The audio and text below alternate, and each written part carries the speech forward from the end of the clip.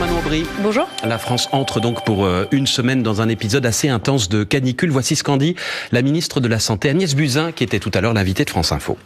Tout est prêt, à la fois dans les EHPAD, dans les hôpitaux, dans les transports. La Direction générale du travail envoie des consignes, le ministère des Sports déplace les horaires des compétitions. Bref, tout est organisé. Cela dit, lorsque les gens sont fragiles, même quand ils boivent beaucoup, même quand tout est organisé, il y a toujours un surplus de mortalité. C'était le cas l'été dernier. Est-ce que vous faites confiance au gouvernement pour gérer cet épisode ? Je crois que ce qu'elle vient de dire, il faut qu'elle aille le répéter au personnel hospitalier, aux aides-soignants, aux médecins, aux infirmiers qui sont en grève dans plus de 100 hôpitaux partout en France et qui dénoncent un manque de moyens. Et donc ils dénoncent un manque de moyens pour faire face au quotidien. Et quand on a un épisode de canicule et potentiellement davantage de personnes qui viennent dans les services d'urgence, manifestement, elle n'a pas pris l'ampleur de la mesure de la mobilisation et de ce que dénonce le personnel hospitalier qui doivent choisir entre 2 urgences. Donc maintenant, ils vont choisir entre 3 urgences. Et je crois que cet épisode de canicule, à la fois, rappelle l'importance du dérèglement climatique et d'agir en la matière, et rappelle aussi la précarité du travail des personnels hospitaliers partout en France, et rappelle la difficulté avec laquelle aujourd'hui ils assument leur emploi. Et donc c'est peut-être l'occasion d'écouter ce qu'ils ont à dire depuis un certain nombre de semaines. Renaud Dely. Sur la crise des urgences que vous évoquez, le gouvernement a apporté des réponses. Il y a eu un plan débloqué par le ministre de la Santé. À vos yeux, c'est insuffisant. Qu'est-ce qu'il faut faire pour réparer le système de santé et pour désengorger les urgences ? Je crois qu'il faut d'abord écouter le personnel hospitalier. Qu'est-ce qu'il demande ? Davantage de postes. Il demande une création de plus de 10 000 postes. Agnès Buzyn, en effet, a annoncé quelques dizaines de millions d'euros. Qu'est-ce que sont quelques dizaines de millions d'euros au regard de plusieurs milliards d'euros qui ont été coupés dans les hôpitaux ces dernières dizaines d'années, notamment ces dernières 20 ans, où l'hôpital fait face à la première victime des coupes budgétaires et de l'austérité qui s'appliquent en France. Si les urgences font face à un afflux de patients, c'est aussi parce qu'il n'y a pas assez de médecins dans une bonne partie du pays et qui sont répartis de façon extrêmement inégale. Est-ce qu'il faut, d'après vous, des mesures coercitives pour obliger des médecins à s'installer à tel ou tel endroit ? Oui, nous sommes non seulement en faveur de mesures coercitives, mais coercitives accompagnatrices. Ça veut dire ouvrir davantage le numerus clausus pour qu'il y ait davantage de médecins et ensuite les accompagner avec une aide financière à l'égard de ces médecins pour qu'ils puissent s'installer davantage dans des zones creuses. Aussi, aujourd'hui, des aides incitatives, mais pas coercitives. Et qui sont pas suffisantes. Et donc, c'est pour ça qu'il faudra aller davantage vers des aides coercitives et accompagner, y compris financièrement, les études des futurs médecins pour s'assurer qu'on ait davantage de personnel formé et qu'on ait davantage de personnel formé à la fois, on parle de médecins, mais aussi de personnel qui accompagne, donc du paramédical, des infirmiers, des aides-soignants, et y compris dans les urgences, parce qu'on aura quand même besoin d'urgence le week-end, le soir, et on aura besoin de davantage de moyens si l'on veut que ces personnels hospitaliers ne fassent pas face à l'incroyable crise des urgences actuelles. Et puis une dernière chose qu'a dit Agnès Buzyn et qui m'a assez interpellée, elle a mis en cause directement le personnel hospitalier en lui disant c'est difficile en ce moment dans les hôpitaux, et elle a dénoncé ceux qui prenaient leur congé maladie parce qu'ils étaient juste en burn-out. Des personnels qui sont en burn-out. Il faut les écouter et il faut leur donner plus de moyens. Sur la question du réchauffement climatique, Manon Aubry, quelle est la mesure que vous allez pousser pendant votre mandat à Strasbourg et à Bruxelles ? Il y en a beaucoup, mais il y a des négociations, on va en parler en ce moment, qui se déroulent au niveau européen pour les différents postes. Je crois que ces négociations, au lieu de mettre les postes sur la table, elles doivent mettre avant tout la question climatique sur la table. Par exemple, un des enjeux qui va se discuter dans les prochaines semaines, c'est les accords de libre-échange. Vous vous souvenez, on en a beaucoup parlé pendant la campagne, ces fameux accords de libre-échange où l'Union européenne signe à tour de bras des accords avec la planète entière, et du coup, nos marchandises qui se retrouvent dans nos supermarchés font 3 fois le tour de la planète, donc polluent, ce qui a un impact sur le dérèglement climatique. Et il y a un accord qui va être signé là dans les prochaines semaines et qui va être rediscuté, c'est l'accord avec le Mercosur. Donc c'est l'occasion de dire, nous ne voulons ni de cet accord, ni des suivants, s'il continue d'organiser le grand déménagement du monde, à faire venir des marchandises de l'autre bout de la planète.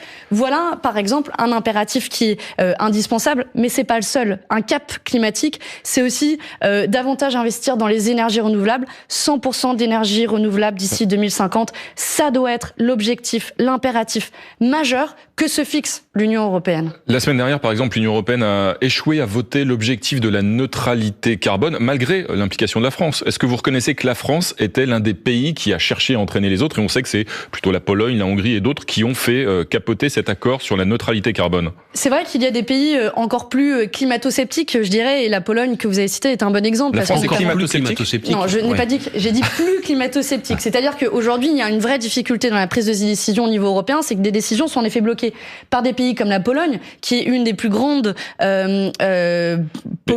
celle qui pollue le plus au niveau européen, notamment à cause de ses centrales à charbon. Sur ce sujet, vous reconnaissez qu'il y a une impulsion quand même de la France? Elle n'est pas suffisante. Je veux dire clairement, elle n'est pas suffisante, parce que dans le même temps, la semaine dernière, il y avait un rapport de la Commission européenne qui disait que la France ne faisait pas suffisamment, notamment dans le respect de ses objectifs qui étaient fixés en matière d'énergie renouvelable. On doit avoir là, si la trajectoire à minima qui est de 20% d'énergie renouvelable, on est à 16%, ce n'est pas suffisant. Alors que Emmanuel Macron ait de belles paroles en matière climatique, c'est vrai, mais même la neutralité carbone, vous savez, c'est pas suffisant. Il faudra aller plus loin, parce que on ne peut pas juste faire un équilibrage, on pollue et on rend des droits à polluer. Il faudra aller plus loin, changer complètement notre rapport à notre système de production. Pas que des paroles, il y a aussi des décisions. Par exemple, dans la loi mobilité adoptée la semaine dernière, il y a l'objectif de la fin de la vente des véhicules fossiles d'ici 2040. Ça, c'est un vrai choix politique. Oui, c'est un vrai choix politique et c'est une bonne chose. Et il faut prendre bien sûr toute avancée qui va dans la bonne direction. Mais dans cette loi, d'ailleurs, aussi, j'ai remarqué que le gouvernement a approuvé l'état d'urgence climatique que nous avions demandé à la France Insoumise quelques semaines auparavant et qui avait été rejeté. Donc il y a un vrai enjeu de cohérence en matière climatique. Et de cohérence, je vous donne un dernier exemple où j'enjoins la France à être cohérent, c'est à refuser le CETA qui va être discuté, qui est un accord de libre-échange avec le Canada, pour en revenir à ça, qui va être approuvé par l'Assemblée nationale dans l'été. Eh bien, Monsieur Macron, si vous êtes cohérent, refusez cet accord de libre-échange qui continue d'organiser ce grand déménagement du monde. Manon Aubry, vous restez avec nous si vous voulez bien jusqu'à 9h. On va s'interrompre quelques instants avant d'évoquer la situation dans votre mouvement à la France Insoumise. Mais d'abord, le rappel de l'actualité avec David Doba. Et cette information France Info opposée à la consigne des bouteilles proposée par le gouvernement la semaine dernière. La Fédération professionnelle des entreprises du recyclage propose désormais 2 poubelles pour séparer d'un côté les déchets humides et de l'autre les déchets secs. Et pour l'heure, seul Châteauroux a adopté cette mesure. Des bouteilles d'eau qui vont bien évidemment devenir l'élément indispensable de votre semaine. Un seul mot sur toutes les bouches depuis ce matin, canicule. Les prévisionnistes évoquent un phénomène sans précédent par sa précocité. Le pire est à attendre jeudi avec des températures qui flirteront et qui dépasseront même parfois les 42 degrés. L'alerte canicule niveau orange a été déclenchée pour Paris et les départements limitrophes. L'est de l'Indonésie frappé ce matin par un séisme de magnitude 7,3, séisme qui s'est produit au sud de l'île d'Ambon et selon l'Institut géophysique américain, il n'y a pas de risque de tsunami. Et puis des scènes de liesse, ça se passait hier soir en Turquie. Ekrem İmamoğlu, le candidat de l'opposition, inflige à Recep Tayyip Erdogan son pire revers électoral en 17 ans. Il a réédité la victoire au municipal d'Istanbul. Il obtiendrait 54% des suffrages contre 45% pour son candidat. France Info. Manon Aubry, il y a un mois, la liste que vous meniez aux Européennes faisait un peu plus de 6%. Est-ce que la page est tournée? Est-ce que c'est digéré? C'est toujours une défaite, c'est toujours difficile. Donc après, je crois que plus que jamais, on repart au combat. Et donc oui, on repart en commun, y compris en se donnant des perspectives. Quel est notre rôle et notre responsabilité d'un mouvement comme le nôtre dans la période actuelle? Moi, je crois plus que jamais, et c'est peut-être ma culture associative qui le fait, à l'action concrète, à l'accompagnement des initiatives de solidarité concrète dans les quartiers populaires, comme ce qu'on a pu faire à Marseille, où avec des citoyens au niveau local, on a repeint une école, à des actions de désobéissance civile pour interpeller les pouvoirs publics. On parlait d'écologie, notamment pour dire que oui, la politique des petits pas, d'interdire les pailles et les touillettes comme l'a fait le gouvernement, c'est pas suffisant, qu'il faut repenser complètement notre système économique à l'aune des enjeux climatiques parce qu'il y a urgence à agir. Voilà aujourd'hui les pistes dans lesquelles nous voulons nous investir en tant que militants, en tant qu'élus de la France Insoumise, qui j'espère va donner du souffle et surtout une utilité à notre mouvement politique. De tous les points que vous avez cités depuis 10 minutes maintenant, est-ce qu'il y aurait l'épaisseur d'une feuille de papier à cigarette entre votre programme et celui des écologistes? Oui, il y a des différences. Évidemment, on peut s'accorder sur certaines choses. Je vais vous donner des exemples concrets. Par exemple, sur la vision de l'écologie, eux étaient en faveur de la taxe carbone. On se souvient tous de cette taxe carbone qui a suscité la mobilisation des Gilets jaunes au début du mouvement.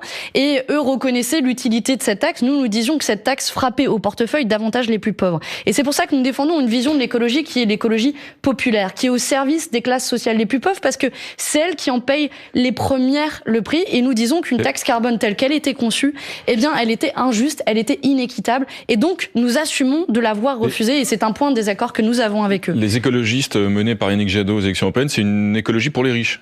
C'est une écologie qui n'est pas au service des classes populaires. Je vais vous donner un autre exemple. Je pense que, de manière générale, il faut repenser notre système économique, je le disais. Et Yannick Jadot, à tout le moins, a eu des ambiguïtés sur son rapport à l'économie de marché, son rapport à la droite libérale au niveau européen. Parce que, par exemple, là, on a les premières négociations qui se déroulent au niveau européen pour les postes, qui est vraiment un truc en plus auquel plus personne ne comprend rien. Eh bien, eux ont démarré des négociations avec les libéraux, avec donc d'Emmanuel Macron, avec la droite et avec les sociaux-démocrates. Et donc, moi, je m'interroge sur quel va être leur rôle dans les négociations et dans cette grande coalition qui se dessine et que nous dénoncions déjà à l'aune des élections européennes. Vous dénoncez des ambiguïtés et pourtant, les électeurs ont voté pour bien lui sûr. Et pas pour vous. En tout cas, davantage pour lui que pour vous. Et il faut reconnaître qu'il a fait un score qui est bien meilleur que le nôtre, bien sûr. Mais vous savez, nous restons droits dans nos bottes. Nous n'allons pas changer de position. Ne vous suit. Mais on ne va pas dire l'écologie libérale, elle est bien et parce que c'est celle qui fait voter davantage les gens. Après, il faut qu'on s'interroge sur comment on fait passer au mieux ce message. Et manifestement, on n'a pas été suffisamment en capacité de le faire. C'est pour ça que sur les questions écologiques, je pense qu'il faut interroger notre capacité à démontrer, à mettre en mouvement littéralement notre vision radicale de l'écologie qui n'est pas compatible avec l'économie de marché. Voilà, donc relation incompatible avec Monsieur Jadot. Il n'y aura pas d'union de ces deux gauches-là dans les mois ou les années qui viennent. Si on vous suit bien, vous nous dites que c'est irréconciliable. Moi, je souhaite qu'il puisse y avoir des unions dans les actions. C'est-à-dire si demain, des militants écologistes souhaitent se joindre à nous pour des actions de désobéissance civile, pour dénoncer, par exemple, la pollution des paquebots à Marseille. Il peut y avoir une union, mais à condition que ce soit derrière nous. Non, là, je vous parle d'actions concrètes. Oui. Peu importe les logos, franchement, on s'en fout. Je vous le dis, moi, je viens du milieu associatif, ce qui compte, c'est l'action. Et si on peut se retrouver dans des actions concrètes de terrain, faisons-le. Si les écologistes, et je le souhaite, veulent s'investir dans le référendum contre ADP, qu'ils le fassent, qu'ils soient à nos côtés et que tous ensemble, mais pas uniquement avec les écologistes, avec les communistes, avec d'autres, qu'on obtienne des victoires concrètes pour les gens. Je crois que c'est l'enjeu. C'est aussi ce à quoi on doit servir en tant qu'élus et militants politiques. Vous dites, Manon Aubry, un mois après donc les élections européennes, on continue le combat, on repart au combat. Il y en a un sur lequel il y avait des interrogations, y compris dans son plus proche entourage. D'ailleurs, c'est Jean-Luc Mélenchon. Il s'est exprimé hier, Jean-Luc Mélenchon, et lui aussi, il repart au combat. Je suis stupéfait de voir que c'est à moi qu'on me demande de s'en aller. Sans que je sache de quoi, d'ailleurs, je dois m'en aller. Je suis président de groupe à l'Assemblée nationale. Je suis d'ailleurs le seul élu par les autres dans le mouvement des Insoumis. Je le signale au passage, parce que pour un dictateur, c'est quand même curieux. Il est donc impossible de remettre en cause Jean-Luc Mélenchon à la tête de la France Insoumise. Alors, Jean-Luc Mélenchon n'est pas à la tête de la France Insoumise, il est à la tête du groupe parlementaire à l'Assemblée nationale. C'est pas lui, le leader de la France Insoumise aujourd'hui, c'est pas lui. En fait, je sais que vous avez souvent l'analyse du schéma classique d'un parti politique, mais il se trouve que nous sommes un mouvement et que vous avez différentes têtes à la tête du mouvement. Moi, j'étais tête de liste aux élections européennes, donc j'ai porté cette campagne-là. Avec, nous a-t-il semblé, le visage de Jean-Luc Mélenchon à vos côtés sur les affiches. Mais bien sûr, parce qu'il est un porte-voix important de notre mouvement politique, mais ce n'est pas Généralement, le seul. on met le chef sur les affiches. Mais c'est ça que je veux vous dire. Et on envoie le chef à la présidentielle. C'est ça que je veux vous dire. Aujourd'hui, je pense que la force de la France Insoumise, c'est son collectif. Alors, il y a Jean-Luc Mélenchon dedans, mais il y a aussi Adrien Quatennens. Il y a aussi Mathilde Panot, qui est vice-présidente du groupe à l'Assemblée nationale. Il y a nos 6 nouveaux députés européens et il y a toute la force, notamment de ce nouvel espace de coordination que nous avons mis en place. Et je crois que c'est la spécificité du mouvement. Il n'y a pas de chef, tout le monde est au même plan. Oui, tout le monde est au même plan. Jean-Luc Mélenchon, moi, il y a un truc, je vais parmi d'autres. Non, mais je vais vous dire, moi, mon expérience des 6 derniers mois, quand je connaissais la France insoumise de l'extérieur, et moi aussi, je pensais que ça donne une forme un peu militaire, parfois, vu de l'extérieur, la France insoumise, ça marche droit, etc. Et en réalité, vous savez, au quotidien, c'est pas Jean-Luc Mélenchon qui gère les affaires de la France insoumise. Au quotidien, il ne sait pas exactement ce qu'il s'y passe et il ne donne pas des consignes. Et là, je crois que ce qu'il a manifesté hier aussi, c'est son envie d'être au plus proche du terrain. Il était samedi, par exemple, à la mobilisation à Belfort contre les suppressions d'emplois sur Alstom et General Electric. Donc voilà, si la démocratie en interne fonctionne si bien que ça, Manon Aubry, comment vous entendez et comment vous expliquez les critiques, notamment de Clémentine Autain, mais elle n'est pas la seule ces dernières semaines, sur le manque de transparence? Je crois que la démocratie doit s'améliorer. Je ne veux pas vous faire de langue de bois. Et je crois que vous votez souvent la France insoumise, par exemple? Oui, alors il y a un vote qui est en cours en ce moment. Tiens, il y a un vote qui est en cours sur 3 textes, enfin 3 votes différents. Un vote sur un bilan de la séquence, un vote sur l'organisation du mouvement et un vote sur le programme stratégique, notamment pour les élections municipales. Un vote qui sera secret? C'est un vote qui se fait comme des mouvements politiques le font, de cette forme mouvementiste qui est assez habituelle et peu habituelle chez les militants et des partis politiques traditionnels, mais assez classique chez les mouvements. Donc c'est un vote en ligne pour tous les militants inscrits sur la plateforme. Il est ouvert jusqu'au 7 juillet, je crois. Et donc tous les militants qui soutiennent la France insoumise peuvent s'exprimer et dire s'ils partagent ou pas. Et ce sont des textes qui sont issus, on en est à la 4e version, de plusieurs allers-retours. Et je vais vous dire franchement, pour finir sur la démocratie, ouais, c'était pas parfait. Je peux pas vous le dire autrement. C'était pas parfait. Et je crois qu'on essaie de s'améliorer. Pourquoi c'est pas parfait? Qu'est-ce qui n'a pas marché? C'était pas parfait parce que, notamment, je pense aux groupes d'action qui sont l'entité sur laquelle repose aujourd'hui la France insoumise, qui sont ces militants sur le terrain, qui sont réunis dans des groupes d'action, pour lesquels, je pense, il n'y avait pas suffisamment d'autonomie financière, par exemple. Ça vous a gêné dans votre campagne? Non, ça m'a pas gêné dans ma campagne, tout l'inverse, parce que j'ai découvert la force de ces groupes d'action. Mais je crois qu'il faut leur donner... Ce manque de démocratie, ça vous a gêné dans votre campagne? Non, ça m'a pas gêné parce que ce dont je vous parle, c'est comment on donne plus de pouvoir aux groupes d'action, mais qui étaient déjà extrêmement présents pendant la campagne. Mais ce qu'on fait concrètement pour ces groupes d'action, c'est qu'on crée à la fois une assemblée représentative de ces groupes d'action, à travers laquelle ils peuvent échanger, et un budget participatif qui leur permet notamment de financer des actions concrètes, ces fameuses actions dont je vous parlais, des actions de solidarité concrètes, des actions de désobéissance civile, qui j'espère redonnera du souffle, de l'espérance et des débouchés concrets, y compris aux colères, dans notamment les quartiers populaires, et de redonnera de la force à la France insoumise dans les prochains mois. Vous pensez que Jean-Luc Mélenchon, aujourd'hui, vous fait gagner des voix ou vous en fait perdre?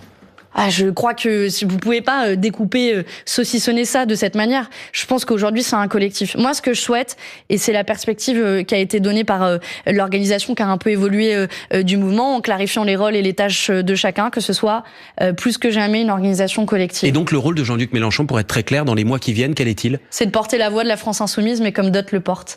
Et un orateur parmi d'autres, un porte-parole parmi d'autres. C'est un orateur parmi d'autres. Mais ça veut dire qu'on va le voir un peu moins? Je crois on le voit déjà pas beaucoup depuis un mois. Vous languissiez, c'est ce que j'allais dire. Vous languissiez déjà de le voir. Moi, j'espère surtout qu'on va le voir sur le terrain, comme on l'a vu à Belfort samedi dernier, auprès des salariés. Je crois que c'est sa place, et c'est la place de tous les élus du mouvement de la France insoumise. Et on va sortir un peu de la politique politicienne, et ça va nous faire du bien pour tout le monde, je pense. Il est 9h10 sur France Info. Voici David Daubas pour le résumé de l'actualité. Tout est prêt à la fois dans les EHPAD, les hôpitaux ou bien encore les transports. Déclaration d'Agnès Buzyn ce matin sur France Info. La ministre de la Santé se veut rassurante face à la vague de chaleur qui arrive sur le pays. On attend jusqu'à 42 degrés localement jeudi. L'alerte canicule niveau orange a été déclenchée sur Paris et ses départements limitrophes. Pour les recommandations et les conduites à tenir, un numéro de téléphone, le 0800 06 66 2 fois. Le cas Vincent Lambert, une nouvelle fois devant la justice. Le 20 mai dernier, la Cour de Paris ordonnait la reprise des traitements. En avait-elle le droit? Eh bien, c'est la question sur laquelle elle se penche aujourd'hui la Cour de cassation. François Molins, procureur général, préconise de casser cette décision sans renvoi devant une autre juridiction. On connaîtra dans la journée les nouvelles sanctions décidées par Washington contre l'Iran. Depuis ce week-end, la presse évoque des cyberattaques américaines. Selon l'Iran, aucune n'a réussi pour le moment. Et puis, il a fallu attendre les prolongations. Mais bon, finalement, ça y est, c'est fait. Les Françaises sont en quart de finale du mondial féminin de foot. Elles ont battu les Brésiliennes hier soir au Havre 2-1. Elles retrouveront vendredi l'Espagne ou les États-Unis. La réponse, ce sera ce soir à partir de 18h puisque les deux équipes se rencontrent. France France Info. Toujours avec la députée européenne de la France Insoumise, Manon Aubry, toujours avec Renaud Dely et la question à présent de la PMA pour toutes les femmes. Le projet donc de réforme des lois bioéthiques et de l'extension de la PMA à toutes les femmes sera présenté au Conseil des ministres le 26 juillet. Est-ce que vous êtes favorable à cette réforme, Manon Aubry ? Un grand oui, je peux pas dire les choses plus simples, ça fait un moment qu'on l'attend, vaut mieux tard que jamais, vous allez me dire, et donc quand il y a des projets de loi qui vont dans le bon sens, il faut le dire, donc on sera extrêmement vigilant aux côtés des associations qui portent ce projet de loi. Sur quel point serez-vous vigilant ? Est-ce qu'il y a encore des choses qui vous semblent dans l'ombre ou pas claires ? Non, je pense qu'il faut, pour le moment ça va plutôt dans la bonne direction, je vous l'ai dit, on sera extrêmement vigilant pour s'assurer que le droit est en effet bien ouvert à toutes les femmes de même sexe sans contrainte. Voilà, il y a parfois le diable se cache dans les détails, donc on verra au moment de la proposition de loi. On l'analysera dans le détail et on fera en sorte qu'elle soit adoptée le plus rapidement possible parce que je crois que c'est attendu par beaucoup de personnes. Avec le soutien donc de l'ensemble des députés insoumis. Oui. Mais vous savez, ça nous est arrivé de soutenir des propositions qui vont dans la bonne direction. J'ai pas posé de question, enfin juste avec le soutien. Il n'y avait pas de sous-entendu à ma question. Et est-ce que vous souhaitez que le gouvernement à terme aille plus loin avec la GPA ? Je crois qu'il faut ouvrir un débat. La position, je vais vous le dire assez franchement, elle n'est pas tranchée à la France Insoumise sur le sujet. Et la vôtre ? Moi non plus. Je vais vous dire, et c'est bien. Je crois que quand on est responsable politique, faut pas avoir un avis sur tout. J'ai pas encore un avis tranché sur la question de la GPA. Je pense qu'il faut avancer avec prudence parce que se pose évidemment sur la GPA la question de la rémunération et du rôle du corps des femmes. Donc j'entends et j'écoute les associations féministes qui ont des avis divergents aussi sur la question de la GPA. Donc ouvrir un débat, je crois que c'est souhaitable parce que il y a une demande d'une partie de la population. On sait aussi que certaines personnes ont recours à des GPA à l'étranger, donc ça interroge toujours. Mais il faut faire avancer petit à petit le débat pour que tout le monde soit à l'aise avec ça. Le gouvernement, Manon Aubry, souhaite que tous les enfants nés d'une PMA puissent avoir accès à l'identité du donneur, si le donneur est d'accord. Bien sûr, ça se ferait à 18 ans. Est-ce que vous êtes favorable à cette levée partielle de l'anonymat des donneurs ? Plutôt tant que c'est encadré et qu'on s'assure que le droit initial est respecté, que ça reste une PMA et donc ça reste une PMA avec des parents qui sont reconnus originellement, mais ouvrir cette possibilité si il y a une envie particulière de l'enfant, je pense que ça peut s'entendre. Là aussi, il faut le faire avec précaution pour pas qu'il y ait trop de flou dans le droit et pour pas qu'il y ait des conflits. Voilà, c'est ça qu'il faut être vigilant quand il s'agit du droit de la famille. Vous approuvez, Manon Aubry, vous venez de le dire à l'instant, la réforme de la PMA qui va être portée par le gouvernement. Lorsque le gouvernement présente la semaine dernière le contenu de sa réforme de l'assurance chômage et notamment l'idée de taxer les entreprises dans 7 secteurs, les entreprises qui abusent des contrats courts, est-ce que vous approuvez aussi cette mesure ? Je lui dis que c'est pas suffisant. Il y a des secteurs qui sont oubliés. Comme par hasard, le bâtiment, par exemple, qui est oublié parmi ces secteurs-là. Et je pense qu'il faut être quitte à faire un bonus-malus. Premièrement, pourquoi vous ne le faites pas sur tous les secteurs ? Et deuxièmement, comment vous vous assurez que cet outil soit un outil suffisant et suffisamment incitatif ? Il y avait déjà quelque chose de similaire qui était prévu pour les contrats courts, notamment dans la restauration, ce qu'on appelle les contrats d'usage. Et on sait que ça a très peu incité à l'emploi de contrats courts. Le passage à des contrats plus le passage plus à des contrats plus longs. Donc il faut être extrêmement vigilant aussi. Est-ce qu'il n'y a pas un risque sur l'emploi aussi ? C'est simplement soit de faire réaugmenter le chômage, de supprimer les emplois, soit d'inciter à ce qu'il y ait davantage de travail au noir. Je pense que d'abord, sur le travail au noir, si vous avez suffisamment de moyens donnés à l'inspection du travail, vous pouvez le contrôler. Deuxièmement, si un employeur a besoin d'employer, à la fin, il va quand même employer. Et donc, la question, c'est quel est le rôle et la responsabilité de l'État pour réguler ? Est-ce qu'il incite à des contrats davantage protecteurs ? Parce que, par exemple, plus de 80% des embauches à l'heure actuelle se fait en CDD. Et moi, je me souviens de la génération de nos parents qui, eux, ont tous, la plupart, été embauchés pour des CDI, des contrats beaucoup plus protecteurs. Aujourd'hui, c'est l'ère, pour notre génération, ma génération, c'est l'ère des emplois précaires. Et donc, le rôle de l'État, c'est de réguler cela, d'inciter les entreprises à avoir des contrats qui sont plus protecteurs, notamment se débarrasser de ces contrats, ces fameux contrats d'usage dans la restauration, ou au moins davantage les encadrer pour qu'ils ne cessent de remplacer à terme le véritable emploi, celui qui devrait être protecteur. La quasi-totalité des syndicats dénoncent le durcissement des règles d'accès à l'assurance chômage. Est-ce que vous êtes prête à aller manifester avec eux dans les mois qui viennent? Bien sûr, nous sommes prêts à aller manifester, les soutenir autant que possible. Parce que qu'est-ce qui se passe en fait, c'est que le gouvernement fait payer aux pauvres, fait payer aux chômeurs. Il les pointe du doigt. Il leur dit, vous allez, c'est de votre faute si vous trouvez pas d'emploi. On va diminuer votre durée d'indemnisation. Ça passe, on diminue le nombre de mois pour avoir droit à une assurance chômage. On diminue aussi le temps pendant lequel vous pouvez reconstituer vos droits. Les droits rechargeables, oui. Vos droits rechargeables. Et donc, à la fin, on a des gens, et on oublie, juste, ce qui est important, c'est qu'on oublie sur l'assurance chômage que c'est une assurance chômage. Et donc, qu'on y contribue. On y contribue, et donc on ne sera plus protégé. Vous iriez manifester pour aller protégé. défendre les cadres qui vont donc toucher moins avec la réforme? Bien sûr, j'irai manifester pour défendre les cadres supérieurs qui, en l'occurrence, touchent plus de 4 500 € d'indemnisation par mois. Vous savez, d'abord, le premier problème sur les cadres, c'est que, qu'est-ce qui va se passer? C'est que vous dites aux cadres, ok, vous cotisez, mais vous avez plus droit ou moins droit à une assurance chômage. Qu'est-ce qu'ils vont faire? Ils vont dire, nous, on ne veut plus cotiser dans ces conditions-là. Et vous sapez le principe même d'universalité où tout le monde cotise. Et surtout, si les cadres cotisent, ils cotisent aussi pour ceux qui n'ont plus d'emploi, alors qu'on sait très bien que eux, en proportion, sont beaucoup moins nombreux à toucher derrière l'assurance chômage et beaucoup moins nombreux à faire face à une situation de précarité. Merci à vous, Manon Aubry. Merci à vous. Vous étiez ce matin l'invité de France Info.